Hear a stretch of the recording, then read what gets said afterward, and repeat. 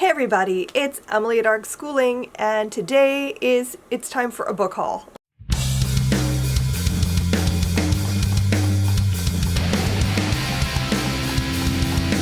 I think this should be my last book haul before the holiday season. I'm not buying anything else. I have one more pre-order this year that comes out at the end of November. And that's just I'm gonna roll that in when I do my like last book haul of the year, when I do my holiday book haul, because I know I'm gonna get books for Hanukkah and Christmas. So I'm gonna do my last book haul of the year after that. So this is it for like things I'm buying for myself this year. It's not a huge haul because I've been winding down. The end of the year, usually there's only a few pre-orders, so there's really not that much to show today, but I do still have things. Let's just get right into it. I'm still sick, so excuse my voice sounding so froggy, but let's start with middle grade and YA. I would say I can divide this into three piles. I have my middle grade and YA pile, I have my Nightworms pile, and I have my everything else pile. So for middle grade and YA, most of these are pre-orders, but not all of them. So I have My Father the Panda Killer. This is by Jamie Jo Wong. I honestly wanted this based on the title, because it's a great title.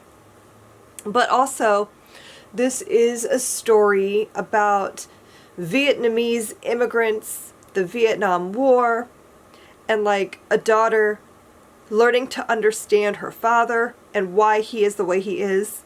So we're getting two timelines. We're following the daughter's timeline and the father's timeline as he is one of the boat people leaving Vietnam. So it sounds really good. Like I said, the title's great. I'm excited to read this. I have Steve Shankin's newest nonfiction. This is YA nonfiction, and it's called Impossible Escape, A True Story of Survival and Heroism in Nazi Europe. I honestly don't know specifics. I think this has to do with two people who managed to escape Auschwitz. Escaping concentration camps was super rare, but it did happen. And I think this is about the two who escaped and went on to try to reveal what was happening while it was still happening. I have Sachiko, a Nagasaki bomb survivor story. This is by Karen Stelson. I got this. I'm planning ahead a little bit for the level 11 update, which I'm going to be starting in the new year. And I thought this might be a nice addition to level 11 because the book I use currently is about Hiroshima, and it's kind of dry, but it's hard to find things specifically about dropping the bomb on Japanese soil. Usually the books I find are about the building of the bomb and that sort of thing, but I wanted a first-hand account kind of thing. So this looks promising. It has a lot of photography included. I haven't read it yet, but I'm hoping that it's good. It did win a National Book Award. I bought Kate DiCamillo's newest book. This is The Puppets of Spellhorst, a Normandy tale. It has illustrations in it. I haven't read this yet, but it looks cute. And I honestly bought this for Sarah. Even though she's not currently here, I thought she would want this because it's about puppets, and that is a thing she's very into. So, and I mean, it's Kate DiCamillo, so I know it's going to be good. And it just sounds like it's going to be a nice... I don't know what it is. I can't describe it to you, but it sounds cute. I have Neal Shusterman's newest release. This is Courage to Dream, Tales of Hope in the Holocaust. I've already read this. I absolutely loved it. I highly recommend it. If you're looking for something to give an introduction to the Holocaust, this is a great place to start because it's uplifting. It talks about it's a little bit of fantasy mixed in because the way he does is it's 4 short stories, and each story is a different example of something that happened during the Holocaust. So we have children being hidden, we have an uprising in a concentration camp, we have resistance fighters, things like that. So it's really well done. The illustrations are great. The stories themselves are so beautifully done he weaves in Jewish folklore. Like there's a golem in this one of the stories. Another one has like just a whole bunch of different like folktale type beings. So like I don't know how to describe it without like, giving away plot points, but like the stories themselves are really done. Is it 4 or 5? Now I think it's 5 stories. I think I'm counting wrong. But each story is very well done. The last one made me just sob. But they're done very beautifully. I think this would be a great like lead in if you're doing a further study. I wouldn't say this should be the only book you read about the Holocaust, but like it's a good place to start. There's a Stranger Things book that just came out, and normally I don't read these. Like I haven't read a single one of the Stranger Things books.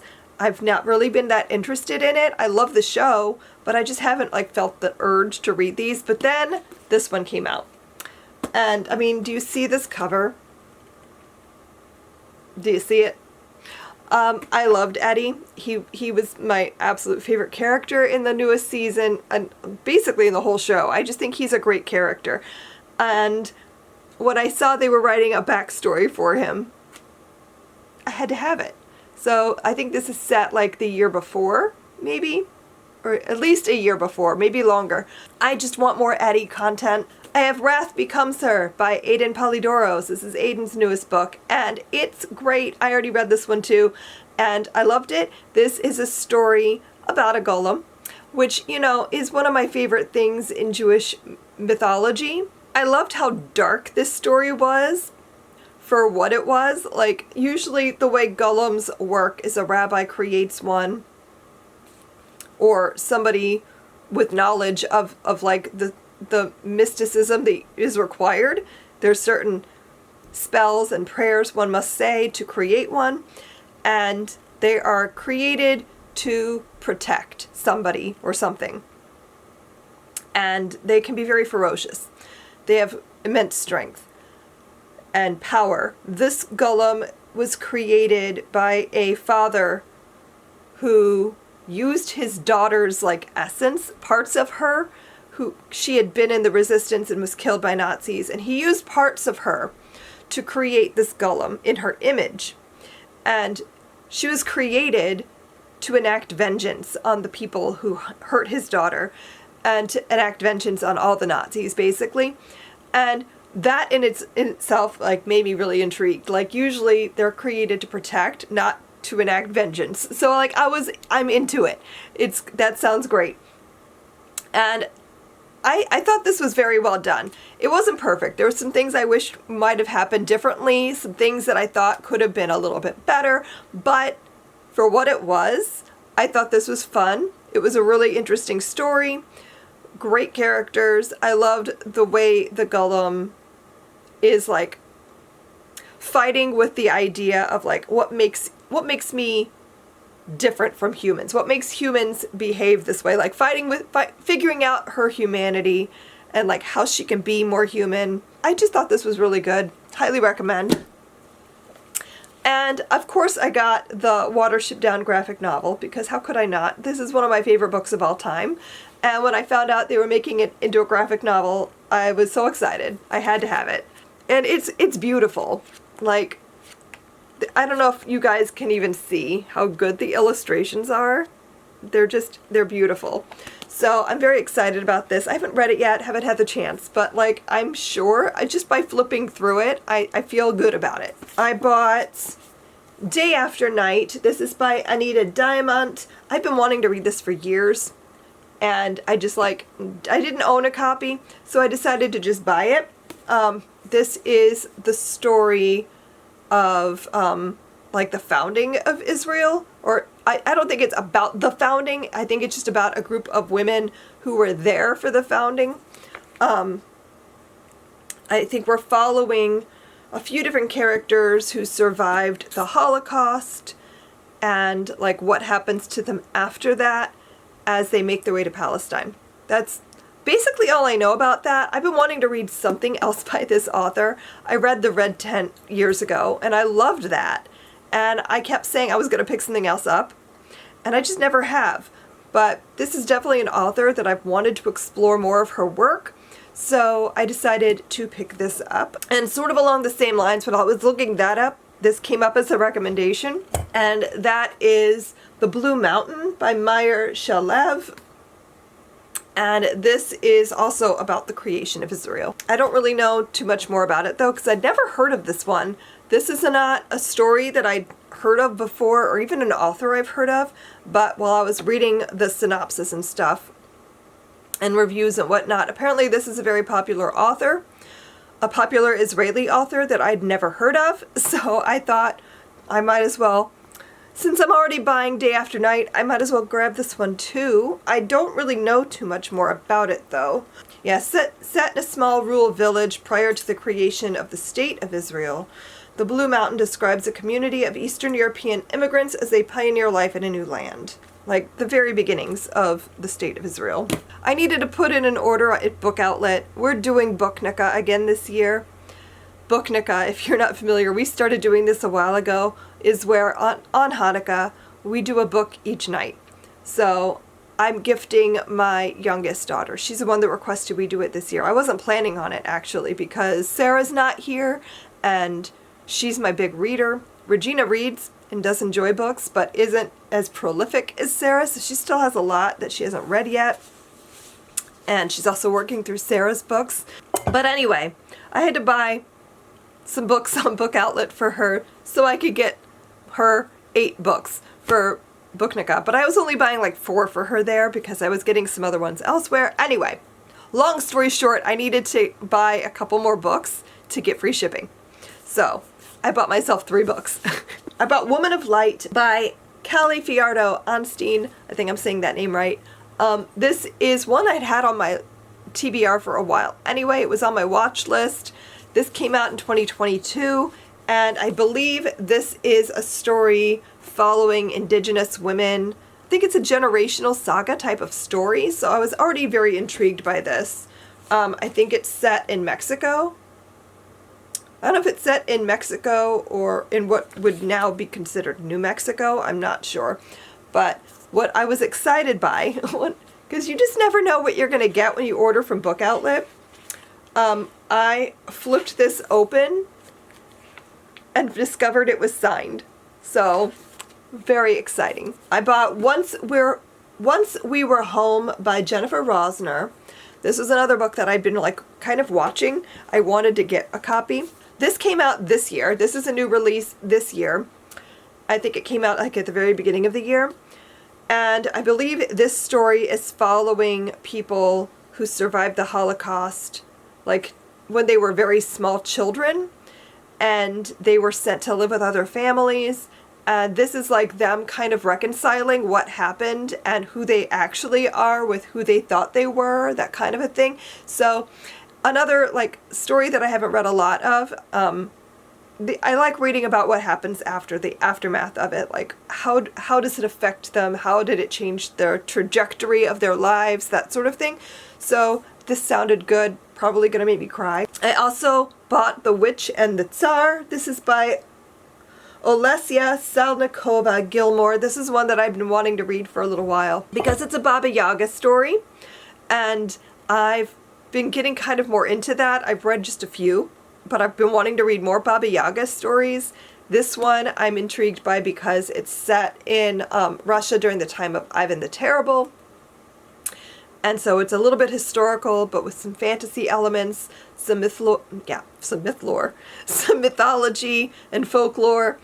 And I don't know, I'm hoping this is good. I'm also kind of obsessed with this book cover. It's just stunning. So, very excited about that. And then to kind of wind this down, let's talk about what I got in my Nightworms in October and November. So, in October, the theme was Scared of the Dark. This was the bookmark that we got. And the 2 books were Let the Woods Keep Our Bodies by E.M. Roy. This was the indie published book. I don't actually know what this is. I haven't really read about it, but I think this has to do with like somebody it has to do with like a weird town, somebody coming home, reconciling what happened there. and having to deal with the monsters they left behind. And then, of course, we got A Haunting on the Hill by Elizabeth Hand, which is the, I don't want to call it a sequel, because it's not really a sequel, but which is the first, like, authorized story to be written about Hill House, you know, like Shirley Jackson's Hill House. I have not heard good things about this, so I'm a little bit concerned. I'm still going to try to read it at some point, but apparently it's not good, which is disappointing because when I think this book got a lot of hype, being that it's the sequel sort of to Haunting on Hill House, which is like a classic. So I don't know. The cover's beautiful. I've heard the audiobook is amazing, but the story not so much. Then the November Nightworms theme was night terrors. And this is the bookmark. I don't know if that's not... There we go. And I'm kind of excited about both of these books because they both sound really good. So we got Nestlings by Nat Cassidy, which I've been seeing a lot of hype about. I've seen several people say this is amazing. This is a sort of Rosemary's Baby type of story. I don't really know too much more than that because I don't want to. I've been trying really hard not to hear a full synopsis. I don't want to know too much, but it has to do with pregnancy and childbirth and the horrors of, I don't know, maybe a cult. I'm not sure. I'm not sure, but I really want to read it. And then I also have Root Rot by Sarah Reed. This is a short story collection of like fairy tales, I think. I don't know exactly what this is. Walk into the woods, dive into the water, make a wish, meet your fate. Yeah, our earliest lessons come from the stories, heirlooms of warning passed down to us at our grandmother's knees. Within these pages, Bram Stoker award-winning author Sarah Reed delivers fresh cautions and disturbances across 18 grim tales. Prepare to inherit stories of fossil-haunted houses, of doorways to the afterlife. In the woods, learn of vengeful wolves and women. In the water, discover shipwrecks stuck in time. Devonian monsters and islands where your father loved to fish and where your future hangs in the balance. Walk into the woods, but stay on the path. Dive into the water, but never stop swimming. Listen to your grandmother, and when she's gone, become her. This sounds like it's going to be a good time. I love short story horror. It works well for me. I don't know. Something about like the abruptness of it. It doesn't have to explain itself, and I love that. So yeah, those are the books that I bought in October and November. It's not that many, but yeah, I gotta go put them away now. So let me know if there's anything in this stack that you think I should prioritize, and I will try to get to it before the end of the year. I don't know. I have so many books I want to read before the end of the year. I'm not sure it's possible to do all the things I want to do, but I'm willing to try. So let me know down below in the comments what books you're excited about that you got brand new over the last month or so. I'd love to hear about it. Thanks so much for watching. I hope you enjoyed this video, and I will see you guys in my next one. Happy reading. Bye.